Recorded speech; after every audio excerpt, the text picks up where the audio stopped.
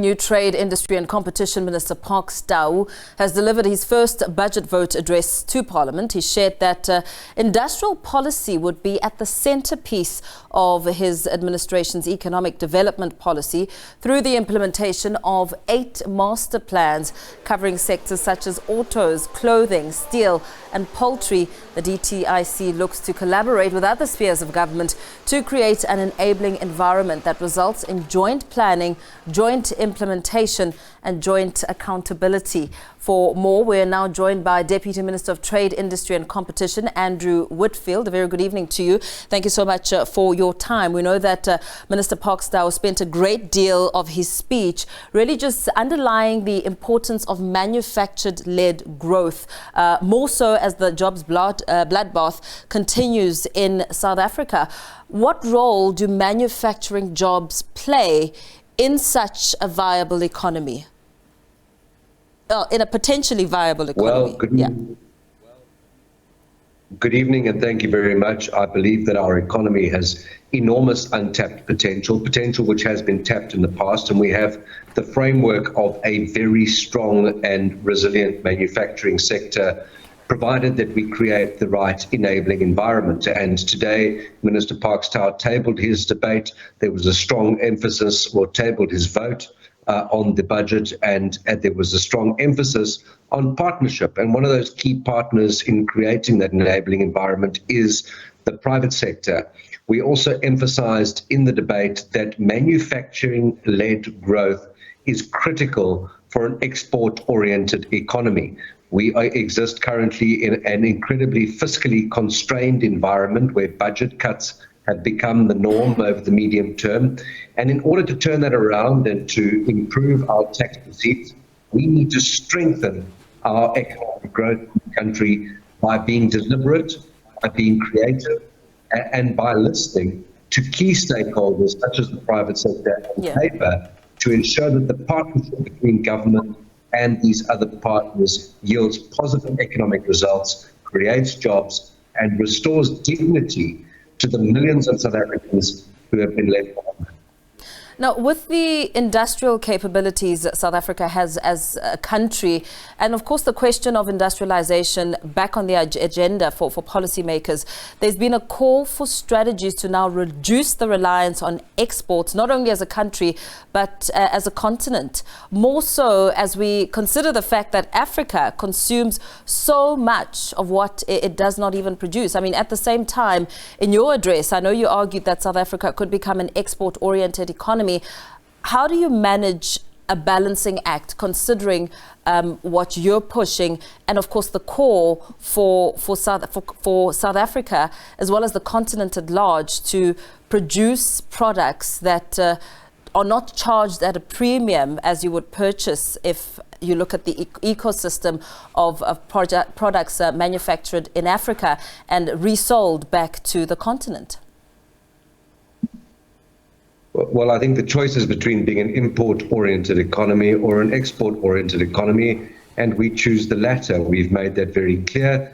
It is important for our tax receipts, for our foreign currency reserves. It's important to generate a trade surplus, and we are very much committed to the African Continental Free Trade Agreement, whereby there would be internal exchanges of both imports and exports on the African continent. The region in which we exist as a port of entry is the second fastest growing region in the world. There is enormous potential, and we are the most developed economy with the most developed industrial economy to capitalize on that opportunity.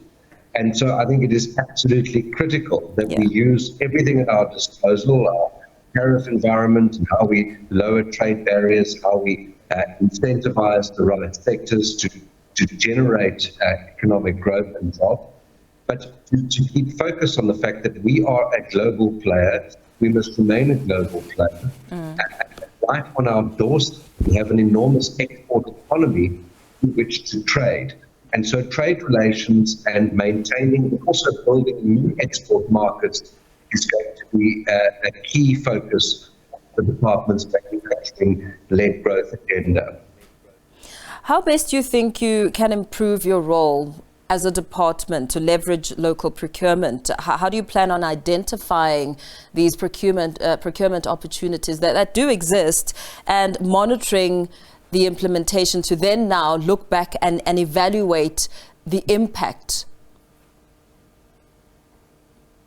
Well, Minister Parks-Tau was very clear in his speech that we need to leverage public procurement in order to drive local demand and to ramp up the manufacturing sector. He was very deliberate in his statement, and that is something that the Portfolio Committee, Parliament and the public at large will be able to hold us accountable for. He was also very clear that he wants to be deliberate about implementation. Policy without implementation is just paper. We need to be very deliberate in implementing our policies, our policy statements and our commitments that we are making. And I think there's huge scope for us to drive demand through leveraging public procurement, but also by creating a much more competitive local environment, by using evidence to assess whether the levers that we have at our disposal are yielding the results that are required to drive demand. And so I think that there are huge opportunities. There are a lot of new and exciting ideas that the Minister, the Deputy Minister and myself have been discussing. And what I find very refreshing is a pragmatic approach to trade, industry and competition, a genuine commitment to create enabling environment and to put the private sector at the center of our conversation and rebuild trust. With also downstream industries and to deepen value chain in our economy that not only supply the state, but supply the world with quality exports out of Africa. So what does this now mean for small business who often complain about the red tape and the lack of financial muscle to become part of this massive value chain and also become part of the viable, creative local environment that you speak of? Because it's all very well to have a product, whether it's in the auto sector, clothing or steel, but not have the financial muscle to take it to the next level. Well, the Department of Trade and Industry has development finance institutions such as the IDC and the National Empowerment Fund.